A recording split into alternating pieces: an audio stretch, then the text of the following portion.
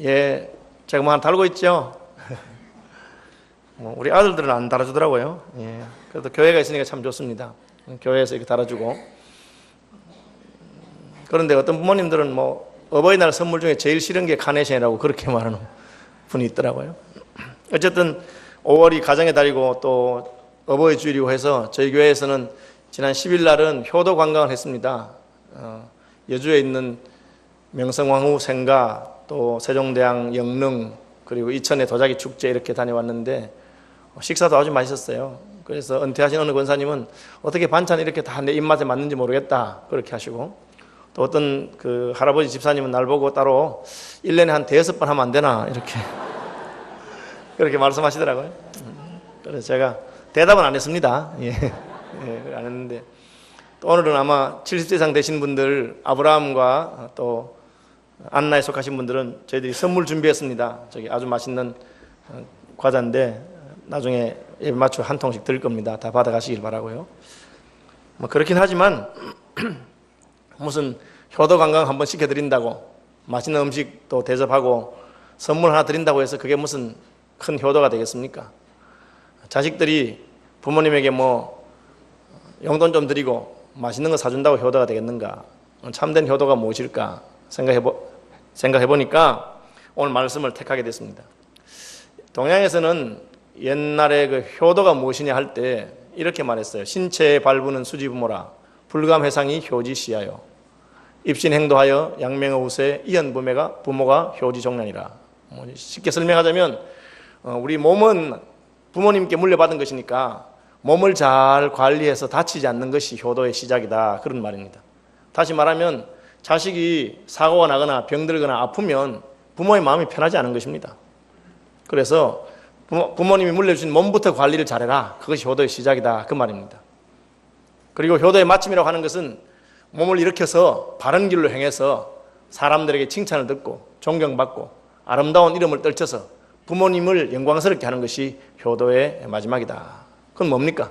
역시 자식이 한 사람의 인간으로서 제 몫을 감당할 때, 제가 누구 집 아들인고 제가 누구 집 딸인고 사람들이 부러워하면서 그렇게 말할 때 그게 부모에게 기쁨이 되고 효도가 된다, 뭐 그런 뜻입니다.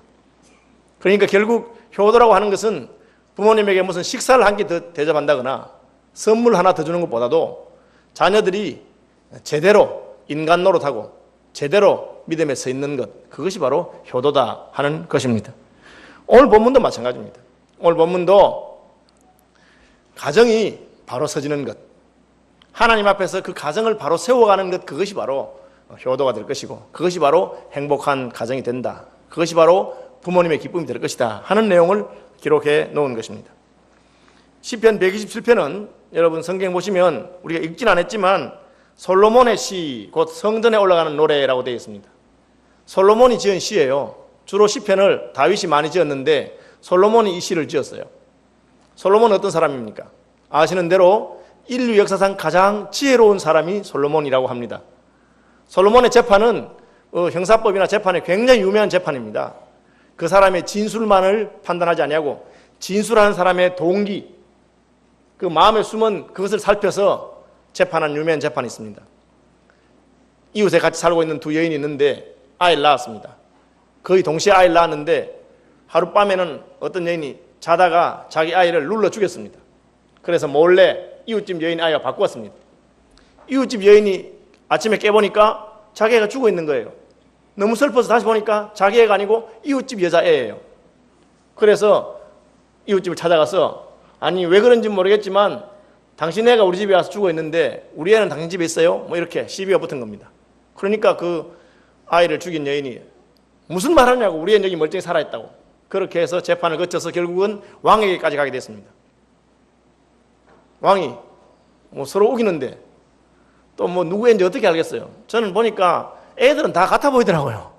그놈이 그놈처럼 생기는 게 오늘같이 무슨 유전자 검사도 없고 하니까 알 수가 없잖아요. 그러니까 애기들 보고 그놈 참 잘생겼다는 말은 다 그냥 인사치레인 줄 생각합니다. 다 빨갛고 다 비슷하게 생겼더라고요. 물론 이제 아버지 눈에는 잘생겨 보이기도 하고 코도 어떡하고 눈도 크다 뭐 이렇게 하는 것 같습니다만은, 솔로몬이 어떻게 판결합니까? 그래? 서로 자기 애라고 하니까 어떻게 하겠나? 갈라줘라. 죽은 애 반 갈라서 둘이 나눠주고 살아있는 애도 반 갈라서 둘이 나눠줘라. 그렇게 하니까 진짜 엄마의 마음이 가슴이 불타는 듯해서 아이고 잘못했습니다. 제가 포기하겠습니다. 그냥 제 애라고 안 할 테니까 애가 살아있도록 저 엄마에게 주세요. 그렇게 말하고 반대편에 있는 엄마는 잘됐다. 내 애도 되지 말고 네 애도 되지 말게 하자. 그렇게 말하는 거예요. 그러니까 솔로몬이 딱 뜨고 있다가 아기를 살리라고 한 여자가 바로 엄마다. 뭐 그렇게 판결한 거예요. 굉장히 지혜로운 판단이죠. 그들의 입에서 나오는 말을 본 것이 아니고 그들의 태도와 마음 동기를 살핌으로 판단한 것입니다. 법률에서는 굉장히 유명한 솔로몬의 판단이라 그렇게 되어 있습니다. 그 지혜로운 솔로몬이 여호와께서 집을 세우지 아니하시면 세우는 자의 수고가 헛되다 그렇게 말했습니다. 임금입니다. 그리고 솔로몬 당시에 이스라엘은 굉장히 부유했습니다. 예루살렘에 백향목이 뽕나무와 같이 흔하고 은이 자갈과 같이 흔하다 그렇게 했습니다. 굉장히 부유한 시대입니다. 뭐 집 한 채 짓는 건 마음대로 할 수 있지 않겠습니까? 원하는 대로 지을 수 있을 겁니다. 뭐 수십억 수백억 들여서 세계에서 제일 좋은 건축자들을 써서 세계에서 제일 유능한 일꾼들을 불러서 집 하나 얼마든지 지을 수 있는데 그 지혜로운 솔로몬이 말하기를 여호와께서 집을 세우지 아니하시면 세우는 자의 수고가 헛되다 그렇게 말하고 있습니다. 건축 안 해봐서 그렇습니까? 솔로몬은 20년 동안 예루살렘 성전과 궁궐을 지어본 사람입니다. 백향목으로 지었습니다. 수입 자재를 써서 이웃 나라에서 제일 유능한 일꾼들을 불러서 20년 가까이 왕궁도 지어보고 하나님께 바치는 성전도 지어봤는데 결론이 여호와께서 집을 세우지 아니하시면 세우는 자의 수고가 헛되더라 그렇게 말했습니다. 여호와께서 성을 지키지 아니하시면 파수꾼에 깨어있음이 헛되도다. 솔로몬은 지혜로운 왕이었기 때문에 그가 왕이 되자 부국 강병을 위해서 여러 가지 일들을 많이 했습니다. 나라를 굳게 세우고 국경지대의 성들을 잘 세웠습니다. 그리고 단순히 하드웨어만 정비한 것이 아니라 이웃 나라들과 전략적으로 전략 결혼을 해서 이집트의 공주를 왕비로 맞이해서 사돈이 되고 뭐 이런 식으로 해서 자기 나라가 견고하게 서지는 그런 것을 했습니다. 그런데 또 솔로몬이 말합니다. 하나님이 성을 지키지 않으시면 왕이 있는 왕성을 얼마나 많은 군대들이 지키겠습니까? 특별히 국경 수비대도 있지만 수도 경비 사령부라는 게 있어서 궁궐을 지키는 최정예 부대인 것입니다. 파수꾼들이 있을 것입니다.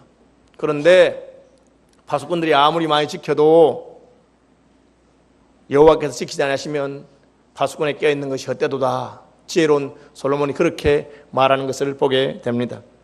물론 여기서 집이라든지 성이라고 하는 것은 단순히 그 건축물을 말하는 것은 아닙니다. 여기서 집과 성이라고 하는 것은 가정을 말하고 집과 성이라고 하는 것은 교회를 말하고 나라를 말하는 것입니다. 하나님이 함께 할 때 그 가정이 서진다. 하나님이 함께 할 때 그 나라가 서진다. 하나님이 함께 할 때 그 교회가 서진다 하는 것을 우리가 알 수가 있습니다. 여기서 우리는 가정을 누가 세우는가 뭐 여러 가지 생각을 할 수 있습니다. 가정을 세우는 게 하나님께서 세우는 가정인데 가정이 행복해야 되겠다. 그 반대하는 사람이 누가 있겠습니까? 그래서 결혼하는 사람들이 가정을 세울 때 옛날에는 그냥 부모님이 짝지어주면 알아서 결혼하고 뭐 사랑 안 해도 뭐 세월이 약이겠지 하고 살다 보면 정도 들고 애기 낳아서 키우면 그렇게 사는가 보다 뭐 그렇게 살았습니다. 요즘 젊은이들은 그렇게는 못 산다. 적어도 내가 사랑하는 사람하고 결혼해야 되겠다 하면서 결혼할 대상자를 열심히 고릅니다. 그런데 참 사랑하는 사람이 생겼어요. 결혼하면 되겠는데 안심이 안 되는 거예요. 이 사람 사랑하긴 하는데 직장이 변변찮아서 이거 내가 결혼하면 잘 될까? 그래서 사랑하기는 하지만 돈도 좀 있는 사람이면 좋겠다. 그렇게 생각합니다. 그래서 사랑도 하고 직장도 괜찮고 수입도 괜찮은 사람을 골랐습니다. 골라놓고 보니까 또 약간 걱정이 됩니다. 사랑도 하고 돈도 좀 있는데 이 사람이 또 어디 아픈 건 아닐까? 그래서 건강진단서 떼었나? 이렇게 말합니다. 건강진단서 떼우니까 건강해요. 사랑도 하고 직장도 괜찮고 건강해요. 그래도 안심이 안 됩니다. 왜냐하면 사람이 건강도 하고 직장도 괜찮고 날 사랑해주기도 하는데 이게 또 성격이 또 어떨지 걱정이 되는 거예요.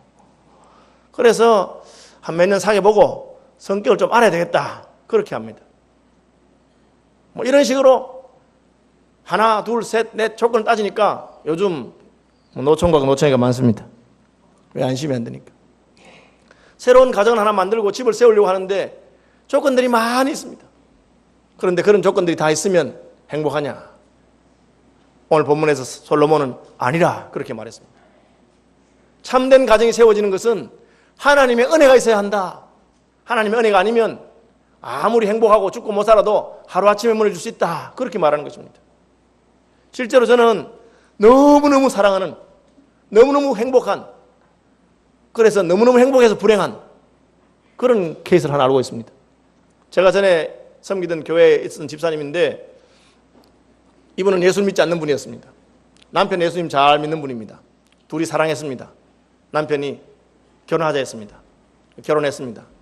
그런데 남편은 주일만 되면 교회 나오고 싶어서 여보 교회 가요 이러는데 부인은 나는 예수도 안 믿는데 내가 왜 교회 가겠어. 그래서 교회를 안 갔습니다.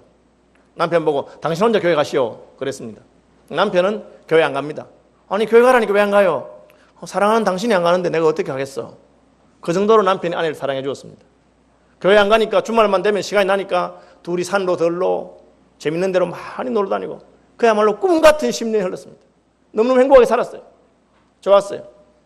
그런데 주일만 되면 남편이 늘 물어봅니다. 아내에게 여보 이번 주일날 나하고 같이 교회 안 갈래?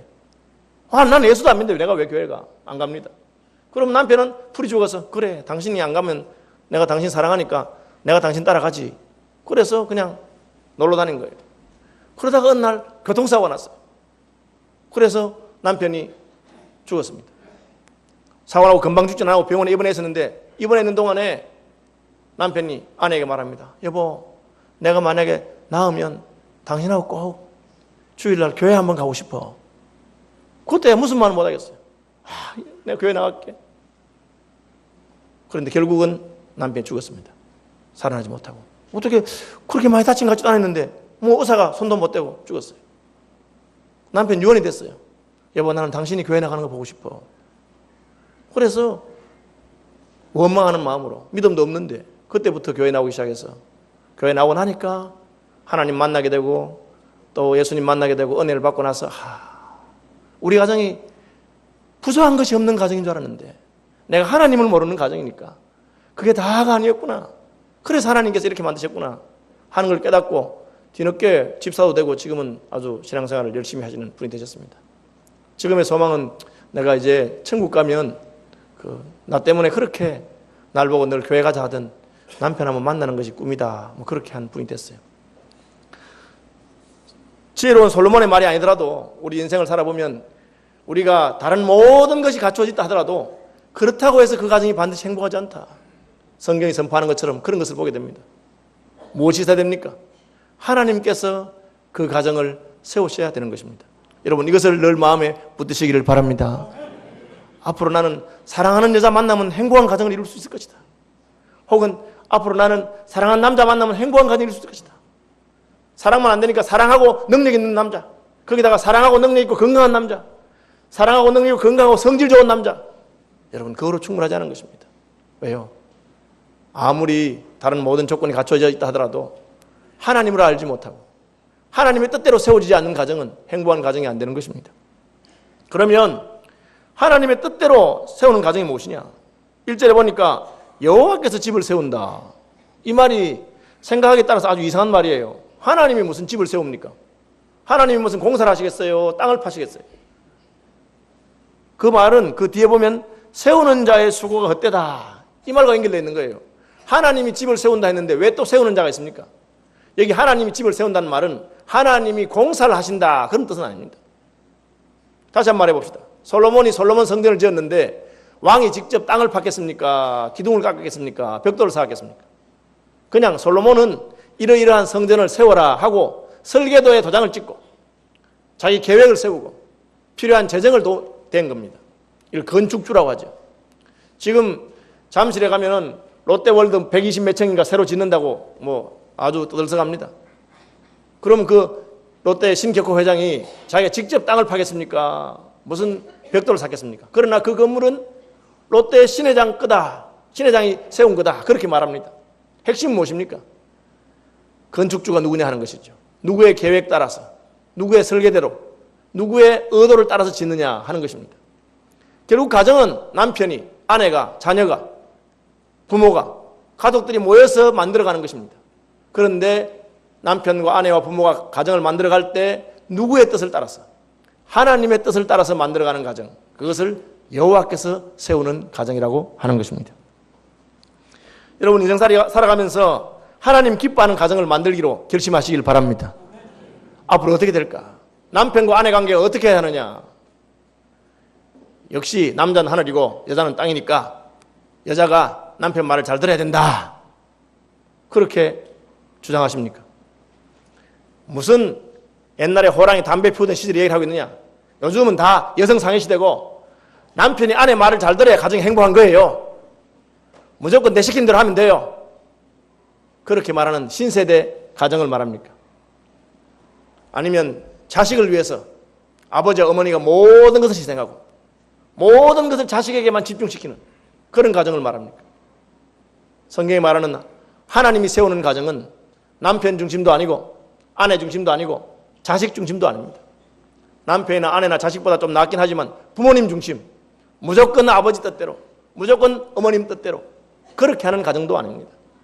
성경이 말하는 가정은 남편도 아니고 아내도 아니고 자식도 아니고 부모도 아니고 오직 하나님께서 계획하고 뜻하시는 것이 무엇인가? 하나님이 말하는 아버지는 어떠한 분이며 하나님 말하는 어머니는 어떠한 사람인가? 하나님 말하는 자식은 어떠한 존재인가? 하는 것을 생각하는 것입니다. 자식에 대해서 많은 부모들이 자식이 내 보험이 될 것이다. 혹은 자식이 내가 못다 이룬 꿈을 성취한 존재가 될 것이다. 그렇게 생각하는 분들이 있어요. 성경은 그렇게 말하지 않습니다. 성경이 자식에 대해서 무엇이라고 말합니까? 자녀라고 하는 것은 하나님께서 그 가정에 맡겨둔 하나님의 자녀라. 그걸 알아라. 그러니까 아무것도 모르는 A를 유아세를 주면서 하나님의 자녀로 기르겠습니다. 라고 고백하는 것입니다. 제 친구 중에 그 입양한 목사님이 한 분 계시는데 아들이 둘 있어요. 늦게 이제 딸 하나를 입양했는데 얘가 그 발달 장애가 있는 발달이 느린 아이예요. 그러니까 나이에 비해서 굉장히 몸이 작고 발달이 느리더라고요. 그래 친구들이 다 걱정을 했어요. 아, 너는 가난한 목사면서 그 어떻게 아들 둘 키우기 힘들 건데 셋째 아이까지 입양해서 어떻게 키울래? 다들 걱정하고 본인도 처음에는 걱정을 많이 했어요. 그러나 하나님께서 또 그런 마음을 주셔가지고 또 아무도 데려가는 애가 없다니까, 아무도 안 데려가는 애라니까 그 아이를 하나 데려와서 입양을 했어요. 그리고 몇 년 지나서 제 친구가 직접 그 입으로 저희 고백하는 말인데, 권 목사님, 나는 이때까지 우리가 어려운 중에도 힘을 써서 그냥 아무도 안 데려가는 불쌍한 애 하나 데려와서 우리가 기르는 줄 알았다는 거예요. 그런데 세월이 지나 보니까 반대래.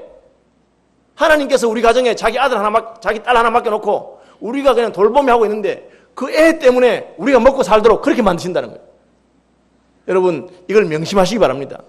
내 아들이나 내 딸이 아니라 하나님의 아들이요 하나님의 딸이라고 믿으시기 바랍니다. 그럼 하나님 기뻐하는 대로 기르는 것입니다. 내 목적은 그것입니다. 하나님의 뜻이면 어떻게 합니까? 내보냅니다. 그것이 아브라함입니다. 아브라함이 이스마엘 자기 아들이잖아요. 늙어서 낳았는데 집안에 불화가 생겼는데 하나님이 너무 이상한 말 하는 거예요. 내보내라. 내보냈어요. 둘째 아들 합법적인 장남 이삭, 걔는 또 너무너무 사랑했어요. 제물로 바쳐라. 하나님 이럴 수가 있습니까? 아니 이스마엘은 쫓아내라 하고 이삭은 죽이라고 하고. 그런데 아브라함이 내 자식 아니고 하나님 자식인 줄 믿었기 때문에 하나님 시킨 대로 모리아산에 갖다 바치고 이스마엘은 쫓아냈습니다.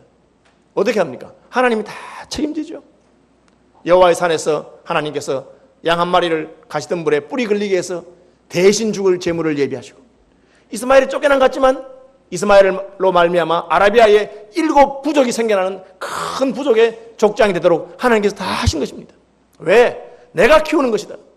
아브라함은 이 사건들을 통해서 아하, 내 자식이 아니라 하나님의 자녀구나. 그래서 100살이 될 때까지 자식이 없던 그 아브라함을 통해서 늦게 주신 그 자녀로 말미암아 천하와 열방의 조상이 되게 하신 것입니다. 하나님의 나라의 백성을 키우는 것이지 원래부터 애 잘 낳아가지고 원래부터 정력이 왕성해가지고 자녀를 줄줄이 낳아가지고 그래서 그 결과로 네가 큰 민족의 조상이 된다. 그것을 하나님이 말씀하신 것이 아닙니다. 남편과 아내의 관계도 마찬가지입니다.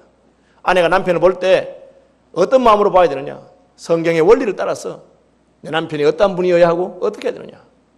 그리고 하나님의 뜻에 따라서 남편을 남편 자리에 올려드리고, 남편들도 아내를 하나님의 뜻에 따라서 아내를 아내 자리에 올려드리고, 자녀들은 부모를 하나님의 뜻에 따라서 부모의 자리에 올려드리고, 부모들은 자식을 하나님의 뜻에 따라서 자식의 자리에 놓을 때 그 가정이 여호와께서 세우는 가정이 된 줄로 믿으시기 바랍니다. 하나님의 뜻을 알아야 돼요. 이번에 저희들이 가정의 달 맞이해서 주일 설교도 그렇고 수요일마다 지금 세미나 하고 있는데, 여러분 기회 되시면 많이 참석하시고, 참석할 수 없는 분들은 교재 한 권씩 사서 읽어보시면서 남편은 어떠한 존재이며 아내는 어떠한 존재고, 성경적으로 자식은 어떠하고 부모는 어떠 하는가 하는 것을 살피고, 그렇게 하실 때 그 가정이 여호와께서 세우는 가정이 될 줄로 믿습니다. 그래야 그 성이 하나님이 지키는 성이 되는 것입니다. 축복은 무엇입니까? 그때 받는 축복이 일찍이 일어나고 늦게 누우며 수고의 떡을 먹으며 헛되도다. 이 말이 무슨 말이에요?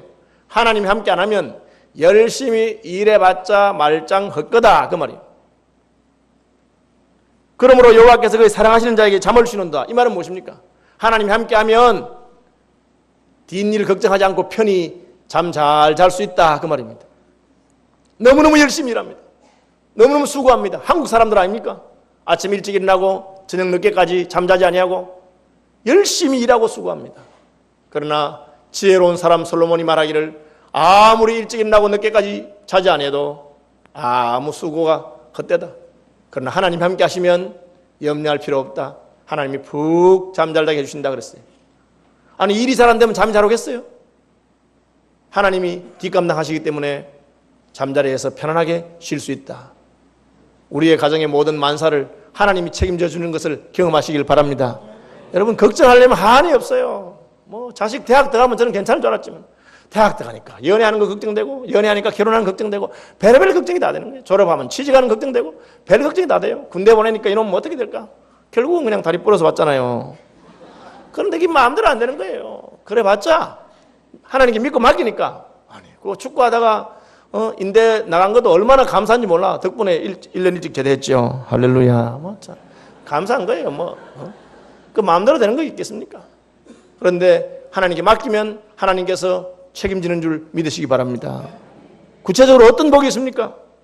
보라, 자식들은 여호와의 기업이요 태 열매는 그의 상급이로다. 우리말에 자식이 왼수라고 하는 말이 있어요. 그게 무슨 뜻이겠어요? 자식이 모든 걸 다 투자하고 잘해줬는데 이놈이 내 기대대로 안 된다는 거야. 여러분, 자식이 여호와의 기업이 되고 태 열매가 상급이 되는 복을 받으시길 바랍니다. 어떻게? 하나님 뜻대로 기르면 되는 거예요. 그러면 자식이 축복이 되고 기업이 되고 자식이 많을수록 더 영광스러워지는 것입니다. 제가 전에도 한번 말씀드린 것 같은데, 제가 아는 목사님 가운데 경산에서 개척교회를 하시다가 그분이 평생 힘써해서 겨우 예배당, 조그마한 예배당 하나 지었어요. 그리고 교인이 이제 한 몇십 명 모여서 이제 자립이 될 듯 말 때요. 그런데 전도사님 한테 한 번 데리고 있는데, 자기 생각할 때 나이가 들었으니까 전도사가 더 잘하겠다 해서 그 교회하고 자기가 그 지었고 한 거 전부 다 목사님이 한 건데 다 물려주고 자기는 빈손 들고 나왔어요. 대단한 목사님이죠. 참 믿음 있는 목사님이에요. 그 전도사님 보고 하라고 자기는 이제 빈손 나왔는데 갈 데가 없어요. 일찍 은퇴하셨으니까. 가만히 생각해보니까 내가 이제 좀 일찍 은퇴했으니까 건강할 때 시골에 가서 과수원 하나 조그마한 거 마련해서 과수원에서 농사 지으면서 그 동네 사람 전도하며 살겠다. 그렇게 딱 생각하신 거예요? 그래서 과수원 하려니까 돈이 없잖아요. 아들을 불렀어요. 아들 불러가지고, 아들아, 아버님, 내가 이제 은퇴하고 그냥 우리 교회는 작아서 나한테 대접도 못하고 난 다 물려주고 이제 과수원 하려고 하는데 돈이 없다. 그러니까 아들이, 아버님 저도 돈이 없는데요. 너 전세금 있지 않냐? 그래서 그 전세금 뽑아서 내 과수원을 살 테니까 그거 뽑아 오너라. 여러분, 얼마나 한심한 아버지예요. 저는 이 목사님이 맛이 가진 것 같아요. 아들 전세금 뽑아오라고. 근데 아들이 어떻게 하겠어요? 예 하고 전세금 뽑아온 거야. 전세금 뽑아가지고 자기는 월세 살면서 아버지 준 거예요. 아니, 아들이 아버지 전세금 뽑아가는 놈 봤어도 아버지가 아들 전세금 뽑아가는 사람 없잖아요. 뽑아가지고 그걸 가지고 뭐 하시느냐? 모르는 분이 그냥 그 의성의 강가에 과수원 하나 샀어요. 근데 속아 산 거야. 왜? 이 과수원이 여름만 되면 물이 넘쳐. 모르고 산 거예요. 사가지고 그냥 거기다가 생전 농사를 안 지어본 분이 사과 묘목이라고 많이 사서 그냥 막 싸다고 많이 사가지고 실컷 심었어요.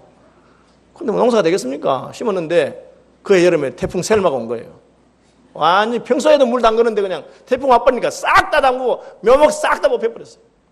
그래가지고 뭐 아들 전세금 받아가지고 과수원했는데 그래가지고 뭐 할 수 없이 하나씩 이제 쓰러진 거 세우고 있는데 군청에서 직원이 왔어요. 그의 태풍 셀마가 워낙 심해서 무슨 재난지역 선포가 돼가지고 나무값 다 물어준다 한 거라. 근데 큰 나무값은 다 물어준대. 자기는 묘목 심었는데 어쨌든 심어놓은 건 나무니까. 그래서 뭐 나무 크기 따라서 계산을 못하니까 평균 해서 나무값을 물어주는데 자기가 묘목 심은 것보다 몇 배를 받았어요. 그래, 야, 농사도 안 짓고 올해 농사는 성공했구나 뭐 이래. 이러고 있는데 좀 있으니까 또 군청에서 또 왔어. 영감님 그 다시 나무 심지 마세요. 왜요? 거기는 해마다 물이 담는 데라서 이번에 군청에서 특별 재정이 나가지고 그 강가에 그 해마다 물 담는 그 과수원은 전부 다 나라에서 사기로 했습니다. 했는데 자기가 산 것보다 여러 배를 주고 샀어요. 그래가지고 이 영감님이 기분이 딱 좋아가지고는 아들 딱 불러놓고 큰 소리 딱 치면서 야, 네가 지난번에 뽑아준 전세금 여기 있다 가져가라 하고 남는 돈이 더 많아서 이번에는 이제 좋은 과수원 사서 농사 잘 짓고 계세요. 제가 한번 가봤는데 참 살다가 기가 막힌 일이 다 있더라고. 아니 그 아버지가 아들 전세금 뽑아라 하는데 얘하고 뽑는 아들이, 그리고 제가 성경 보니까 자식은 여호와의 기업이라 태에 열매는 그의 상급이라 하나님께서 믿음으로 길러놓으니까 그렇게 하고 그런 복을 주시는 줄 저는 믿습니다. 야, 어떻게 이런 일이 있겠어요? 하나님이 함께 하시는 줄 믿습니다. 왜? 자식은 여호와의 기업이라 태에 열매는 그의 상급이로다. 우리가 자식 잘 되기 위해서 얼마나 오냐오냐고 키웁니까? 그 자식이 말 잘 듣습니까? 안 듣습니다. 예? 안 듣죠. 여러분, 돌아온 아들 탕자 비유에서 큰아들이 아버지가 동생한테 잔치 한 베풀었다고 입이 이렇게 삐죽해가지고 내 거 줬다고 그렇게 하는 거예요. 아버지 뭐랍니까? 얘야, 너 나와 함께 있으니까 내 것이 다 네 거 아니냐? 그랬는데 그게 인생인 것입니다. 여러분, 하나님의 말씀을 따라서 자녀를 기르는 분들 되시길 바랍니다. 하나님의 말씀을 따라서 가정을 이끌어나가고, 이게 세상의 원리와는 좀 달라요. 우리가 자칫하면 남들 하는 대로 세상 풍조 따라서 세상의 원리를 따라 가는데 그렇게 하지 말고 성경의 원리를 따라서, 부모는 무엇인지 자식이 무엇인지. 저희들은 분명히 했습니다. 저희들은 아들 둘 있는데 말 안 들으면 쫓아냅니다. 왜? 결혼하기 전에는 부모 말 들으라고 성경이 분명히 말했지 않냐?